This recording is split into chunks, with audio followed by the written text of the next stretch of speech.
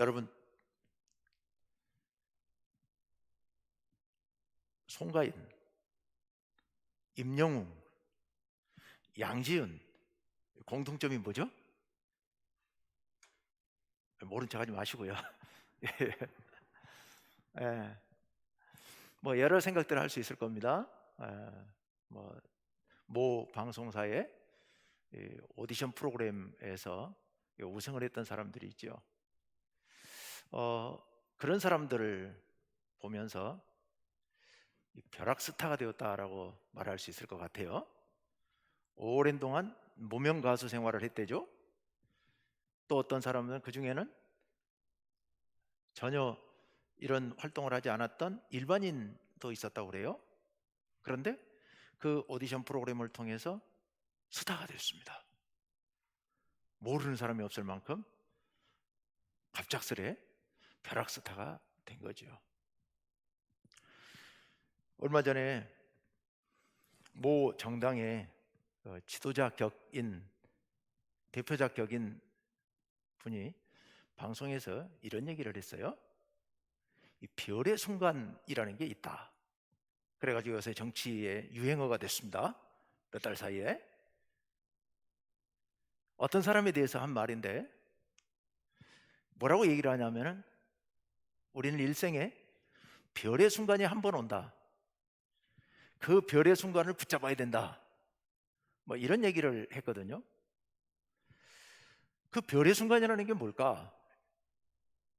영광을 얻을 순간이라는 거죠.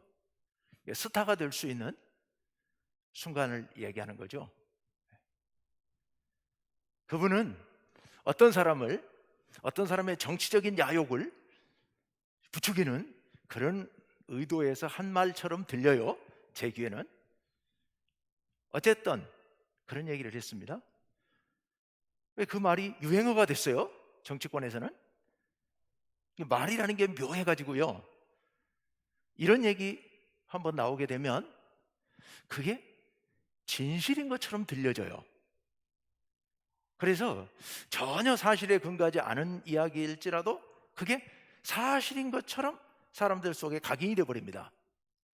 여러분, 별의 순간이라는 게 인생을 살다가 온다? 말도 안 되는 소리를 하고 있는 거죠. 모든 사람에게는 별의 순간이 한 번 온다? 그거 어림없는 생각, 어림없는 소리를 하고 있는 거죠. 그런 게 어디 있습니까? 예. 살다 보면 어떤 선택의 기로에 설 때는 있죠. 그 어떤 선택으로 인해서 좋은 결과가 올 수도 있고 안 올 수도 있죠. 또 그런 일이 여러 번 오는 사람도 있고 그런 기회가 없이 살아가는 사람들도 있는 거고요. 어쨌거나 중요한 것은 사람이 살다 보면 이렇게 벼락스타가 되기도 하고 어떤 큰 영광이나 기쁨을 누릴 수 있는 기회가 오기도 하는 건 사실이죠. 오늘 예수님께서도 바로 그런 말씀을 하세요. 오늘 본문 말씀 23절 말씀을 잠깐 한번 볼까요? 예수께서 대답하여 이르시되 인자가 영광을 얻을 때가 왔도다 라고 말씀하세요. 이 영광을 얻을 때, 여기 인자는 예수님이시죠. 내가 영광을 얻을 때가 왔다라고 말씀하세요. 이게 아까 그 뭐 정치인 얘기대로 하자면 이게 이제 별의 순간이라는 거겠죠. 내가 이제 영광을 얻어서 스타가 될 수 있겠다, 될 때가 됐다, 뭐 이런 말씀이겠죠. 근데 예수님께서도 이런 말씀 하셨으니까 이런 게 맞나? 이런 게 사실인가? 라고 생각할 수 있는데, 그런데 세상 사람들이 말하는 그런 스타가 되는 것, 영광을 누리는 것, 별의 순간을 붙잡는 것, 그거하고 예수님께서 지금 여기서 말씀하신 이거하고는 사실은 전혀 다른 얘기죠. 전혀 다른 맥락의 이야기이죠. 예수님께서는 지금 왜 이 말씀을 하셨고, 그리고 이 말씀을 구체적으로 어떻게 적용하시는지 우리가 좀 살펴볼 필요가 있습니다. 예수님께서 6월절을 맞아서 예루살렘으로 올라가셨습니다. 6월절은 유대인들에게는 최대 명절이죠. 이스라엘이 애굽에서부터 탈출해가지고 자유를 누리게 됐고 나라를 건설하게 되는 계기가 되었던 사건, 출애굽을 기념하는 사건이, 그러니까 이스라엘 민족들에게는 건국 기념일과 같은 것이고, 일주일 넘게 이 기간 동안 하나님께 예배를 드리고 축제를 하는 그런 절기가 유월절입니다. 이스라엘의 모든 남자들은 12살 이상이 되면 이 유월절에 참석해야 되죠. 예수님께서도 그 유월절을 지키기 위해서 예루살렘으로 올라가셨습니다. 그런데 그 유월절에 유대인들만 오는 게 아니라 저 멀리 흩어져 살아가던 이방 지역에 살아가고 있었던 디아스포라 유대인들도 오고, 뿐만 아니라 이방인들인데도 유대인으로 개종한 사람들도 예루살렘으로 오게 됩니다. 그래서 그 근처 지역에서는 대규모 축제였기 때문에 다른 사람들도, 심지어 하나님을 안 믿는 사람들도 그 축제에 참여하기 위해서, 축하하기 위해서, 구경하기 위해서 몰려오기도 했었죠. 자, 그런데 예수님께서 예루살렘에 가셨는데 헬라인들 몇 사람이 예수님의 제자 빌립을 찾아옵니다. 빌립을 찾아와서 내가 선생님을 좀 만나고 싶다, 예수님을 만나고 싶다라고 얘기를 하죠. 빌립이 안드레와 의논하고 빌립과 안드레가 둘이 같이 예수님께 와서 그 얘기를 합니다. 예수님, 헬라인들이 와가지고 예수님을 만나 뵙겠다고 합니다. 예수님의 제자가 되겠다고 합니다 하는 거죠. 그렇게 말씀을 드리니까 예수님께서 그 말에 대한 대답으로 하신 말씀이 바로 이 말씀이에요. 내가 영광을 받을 때가 되었다. 헬라인들까지도 어떻게 소문을 들었는지 예수님에 대한 소문을 듣고 몰려와서 제자가 되겠다고 찾아왔으니, 야, 정말 이건 대단한 일 아니겠습니까? 제자들의 입장에서 봤을 때는, 야, 정말로 우리 예수님께서 대단하신 분이구나, 헬라인들까지 찾아와서 제자가 되겠다고 하니, 그러면서 아마도 제자들은 꿈에 부풀었을 겁니다. 벼락스타가 되는 것 같은 그런 느낌이었을 겁니다. 예수님께서 영광을 받으실 때가 됐다고 지금 말씀하시잖아요. 이스라엘 사람들에게 영광을 받는다는 것은 왕이 된다는 뜻입니다. 왕으로서 권세를 누리고, 왕으로서 인기를 얻고, 왕으로서 다른 사람들 위에 선다라는 그런 의미이죠. 예수님께서 왕이 되신다는 얘기는, 하나님의 아들 예수님께서 왕이 되신다는 얘기는 하나님의 나라가 이루어진다는 얘기죠. 예수님께서 온 세상을 다스리시죠. 그러면 예수님의 제자들인 자기들도 예수님 밑에서 예수님과 함께 천하를 다스리게 될 것이라는 그런 꿈에 부풀게 되는 거죠. 제자들은 아마도 꿈에 부풀었을 겁니다. 이 빌립과 안드레뿐만 아니라 다른 제자들도 마찬가지로 드디어 우리 주님께서 영광을 받으실 때가 되었다, 드디어 우리 주님께서 왕으로 등극하실 때가 되었다, 우리 주님께서 하나님의 나라를 이루시게 되었다, 그런 생각이었겠죠. 그런데 예수님께서 그 뒤를 이어서 바로 하시는 말씀이 24절 말씀. 24절 말씀 한번 띄워주세요. 다 같이요, 시작. 내가 진실로 진실로 너희에게 이르노니 한 알의 밀이 땅에 떨어져 죽지 아니하면 한 알 그대로 있고 죽으면 많은 열매를 맺느니라. 아멘. 평범한 진리이죠. 여러분, 밀이 땅에 떨어져 심어졌어요. 그런데 그 밀이 한 알 그대로 있어요. 1년이 지났는데도 땅을 파보니까 밀이 한 알 그대로 굴러다녀요, 땅 속에. 그럼 그거 어떻게 된 겁니까? 그냥 밀일 뿐인 거죠. 그런데요, 밀을 심었는데 파보니까 밀이 없어요. 어찌 된 거예요? 그 밀에서 싹이 나고 뿌리가 나고, 그리고 자랐죠. 원래 밀은 없어져 버린 거죠. 그리고 나면 그 밀 싹이 자라서 이삭이 맺히고 많은 열매가 맺히게 된다는 말씀. 너무도 평범한 얘기예요. 근데 이것을 하나의 밀이 죽느냐 죽지 않느냐, 죽느냐 살아있느냐, 그 밀이 살아있으면 열매 없고, 그리고 죽으면 많은 열매를 맺는다. 살아있다는 얘기는 한 알 그대로 있다는 얘기인데 그게 영원히 있겠습니까? 언젠간 없어지겠죠. 바로 뒤를 이어서 25절 말씀도 같이 봅시다. 25절 말씀 시작. 자기의 생명을 사랑하는 자는 잃어버릴 것이요 이 세상에서 자기의 생명을 미워하는 자는 영생하도록 보존하리라. 아멘. 자기 생명을 사랑한다. 이거 무슨 얘기일까요? 자기 생명을 소중히 여긴다는 얘기입니다. 이건 모든 인간에게 공통적으로 다 갖고 있는 거죠. 우리의 생명은 너무도 소중하잖아요. 인간뿐만이 아니죠. 생명체는 원래 생명체의 본질이라는 것이 자기 생명을 보존하려고 하는 강한 본능을 갖고 있죠. 이게 아마 모든 생명체의 제1본능일 거예요. 살고 싶은 것. 그러니까 모든 생명은 자기 생명을 사랑합니다. 살고 싶어 하니까요. 죽기 싫어합니다. 그런데 그런 자는 잃어버릴 거라고요. 뭘요? 생명을.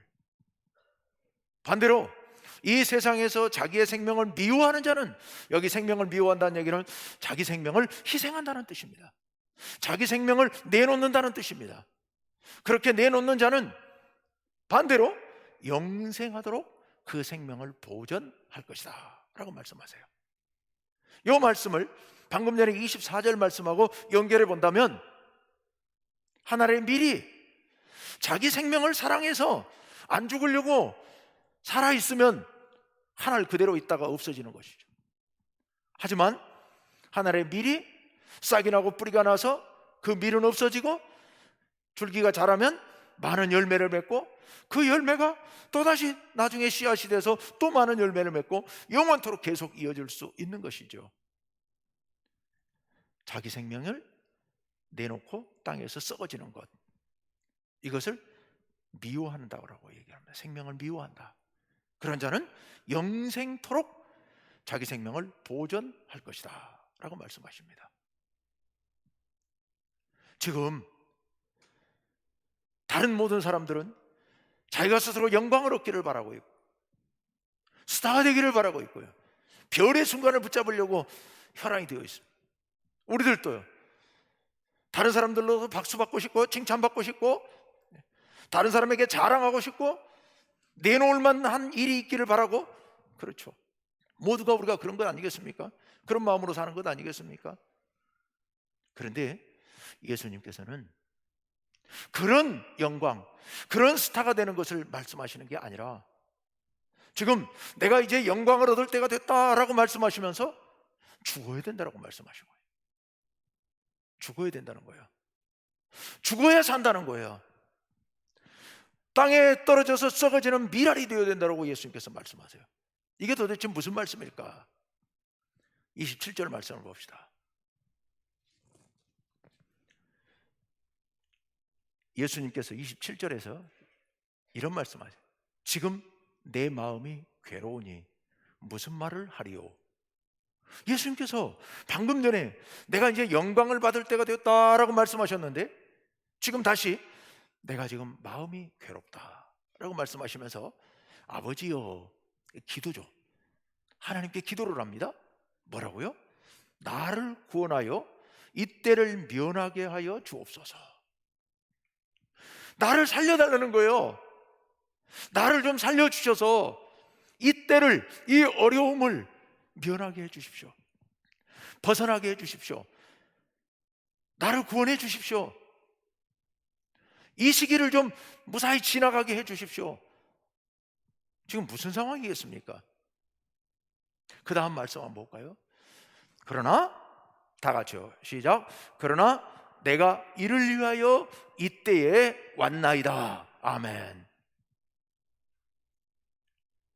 지금 이 때를 지나가게 해주십시오. 나를 좀 구원해 주십시오. 예수님 그렇게 기도하시고는 바로 뒤이어서 그런데 저는 이 때를 위하여, 이 때를 감당하기 위해서 왔습니다 라고 말씀하세요. 기도를 하세요. 방금 전에 이 때를 그냥 지나가게 해달라고 해놓고는 그러나 이 때를 위해서 왔습니다 라고 말씀드립니다. 이건 무슨 얘기입니까? 예수님도 인간이셨기 때문에 어려운 문제를 벗어나고 싶으셨습니다. 그렇지만 동시에 예수님께서는 이 어려움, 이 일을 감당하는 것이 당신의 사명이라고 분명하게 인식을 하고 계셨던 것이죠. 그러면 이때가 뭐겠습니까? 예수님께서 지금 당신을 구원해달라고 하시는 이 문제가 뭐겠습니까? 바로 예수님의 십자가를 얘기하고 있는 거죠. 십자가에서 생명을 내놓으시는 것, 하늘의 밀알이 땅에 떨어져 썩어 죽는다고 하는 것은 예수님께서 십자가에 달려 생명을 던지시는 그 일을 이야기하시는 거죠. 자기 생명을 사랑하는 자, 자기 생명을 미워하는 자, 자기 생명을 미워한다는 얘기는 바로 예수님께는 십자가에 달려 죽는 것을 말씀하신 겁니다. 십자가에 달려 죽어야 영원히 살 수 있다 라고 말씀하세요. 그러나 인간이셨기 때문에, 우리와 똑같은 마음을 지니신 분이기 때문에 죽음 앞에서 두려울 수밖에 없는 거죠. 공포스러울 수밖에 없는 거죠. 견딜 수 없는 두려움과 공포에 휩싸여서 어찌할 줄을 모르신 거죠. 그래서 하나님 앞에 기도하신 겁니다. 솔직하게 기도하고 계시는 겁니다. 바로 겟세마네 기도를 요한복음에서는 이렇게 기록하고 있는 겁니다. 나를 구원해 주옵소서. 이때가 지나가게 해 주시옵소서. 내가 십자가를 안 질 수 있다면 안 지게 해 주십시오. 나 죽는 거 두렵습니다. 그런 기도이죠. 그런데 사람이기 때문에 똑같이 그런 공포, 두려움을 겪으셨지만, 그러나 당신의 사명을 생각하시고서 결단을 하신 거죠. 결단하시고, 내가 이때를 위하여 왔나이다. 그게 무슨 말씀입니까? 감당하겠습니다 하는 거죠. 하나님 두렵습니다. 하나님 견딜 수 없이 두렵고 공포스럽습니다. 그래서 나를 구해 주십시오. 내가 앉을 수만 있다면 십자가를 안 지면 좋겠습니다. 그런데요 하나님, 그러나 이게 제 사명이니 어찌하겠습니까? 제가 감당하겠습니다. 제가 십자가 지겠습니다. 제가 죽겠습니다. 제가 십자가의 치욕을 당하겠습니다. 그 고난을 제가 당하겠습니다. 붙잡혀가서 뺨을 맞고 침뱉음을 당하고, 네가 그리스도면 십자가에서 뛰어내려 보라고 그런 모욕적인 말을 듣고, 그런 치욕스러운 일을 제가 당하겠습니다. 저 나무에 매달려서 벌거벗겨서 저기 매달려가지고 몸부림치면서 피를 흘리면서 숨이 막혀서 헐떡거리면서 그렇게 죽어가는 그 고통 제가 감당하겠습니다. 제 일이니까요. 제 사명이니까요.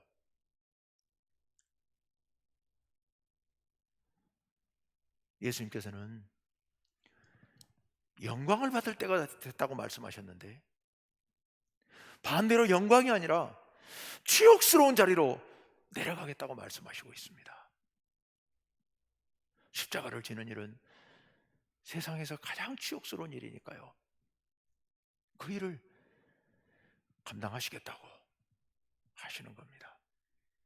하늘의 밀알이 되어서 썩어지겠다고, 당신의 생명을 미워하시고 생명을 내던지시겠다고 말씀하십니다.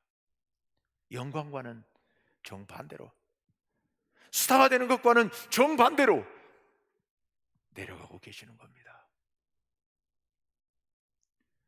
그리고 나서 이렇게 기도하시고 나서 28절에서 예수님께서 이렇게 계속해서 기도하십니다. 28절 말씀, 아버지여, 아버지의 이름을 영광스럽게 하옵소서. 제가 십자가를 지겠사오니 하나님 영광 받으시옵소서. 하나님께서 뭐라고 하셨을까요? 28절 중반 하반절에 다 같이 읽습니다. 시작. 이에 하늘에서 소리가 나서 이르되 내가 이미 영광스럽게 하였고 또다시 영광스럽게 하리라 하시니 아멘. 하나님께서, 예수님 말씀하셨어요. 하나님께 영광스럽게 하옵소서, 하나님 영광 받으시옵소서. 하나님께서 이미 영광을 받았고 또 받겠노라 라고 말씀하십니다.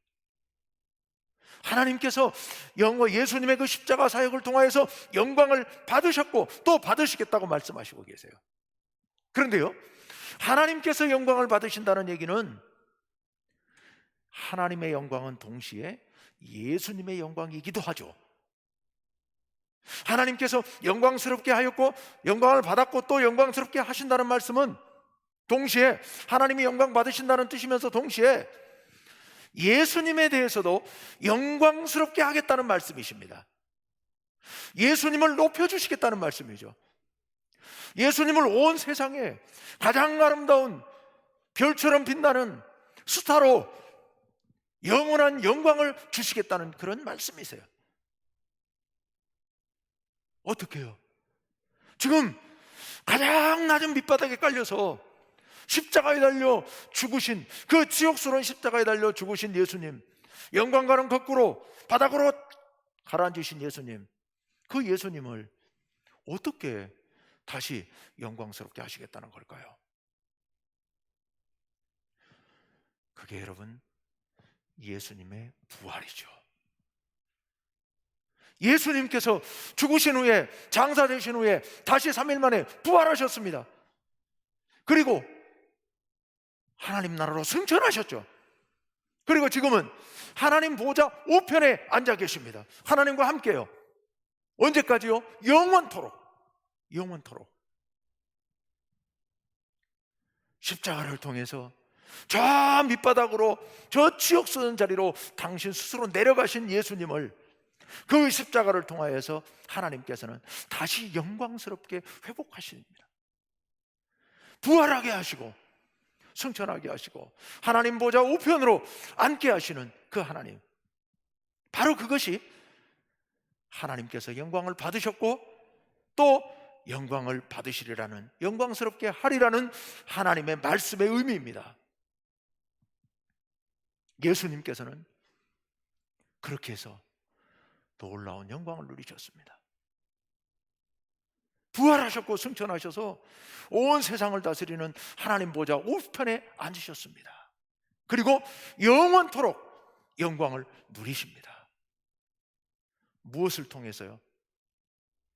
당신 스스로 모든 영광 내려놓고 이 땅에 오셨고, 이 땅에서도 모든 영광 내려놓고 가장 낮은 자리로 가셨고, 그 자리에서도 십자가를 지고, 그 치욕스러운 십자가를 지고 더 바닥으로 내려가심으로 말미암아 가장 영화롭게 되셨고 최고의 영광, 영원한 영광을 누리실 수 있게 된 겁니다. 이게 예수님의 영광이죠. 여러분, 세상의 영광은 일시적인 것입니다. 지금 아까 요즘 오디션 프로그램에서 우승을 해가지고 영광을 누리는 그 반짝 스타가 된 사람들, 그 얼마나 갈까요? 몇 년이나 갈까요?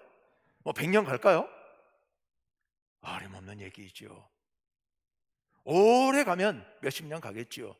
보통 1, 2년 가다가 1, 2년 반짝 가다가 없어지죠. 대부분은. 세상의 영광은 일시적입니다. 순간적으로 떴다 사라지고 맙니다. 여러분, 그걸 붙잡으시겠습니까? 아니면 영원한 영광을 붙잡으시겠습니까? 영원한 영광을 붙잡아야죠. 하나님께서 주시는 영원한 영광을 붙잡아야죠. 어떻게 해요? 26절 말씀을 봅시다. 26절 말씀, 다 같이요, 시작. 사람이 나를 섬기려면 나를 따르라. 나 있는 곳에 나를 섬기는 자도 거기 있으리니 사람이 나를 섬기면 내 아버지께서 그를 귀히 여기시리라. 아멘. 내리지 말고 그대로 좀 두세요. 자, 마지막 줄에 노란 글씨로 써져 있는 부분 보십시오. 내 아버지께서 그를 귀히 여기시리라. 여기 그가 누구예요? 우리들이에요. 하나님께서 우리를 귀하게 여겨주시겠다는 겁니다. 바로 우리를 영광스럽게 해주시겠다는 거죠. 우리를 스타로 만들어 주시겠다는 거죠. 그런데 그 하나님의 영광은 언제까지 간다고요? 영원토록 가는 겁니다. 하나님께서 우리를 영화롭게 해주시는데 영원토록 영화롭게 존귀하게 여겨주시겠다고 지금 말씀해주고 계십니다. 어떻게 하면? 어떻게 하면요? 앞에 셋째 줄 앞에 사람이 나를 섬기면.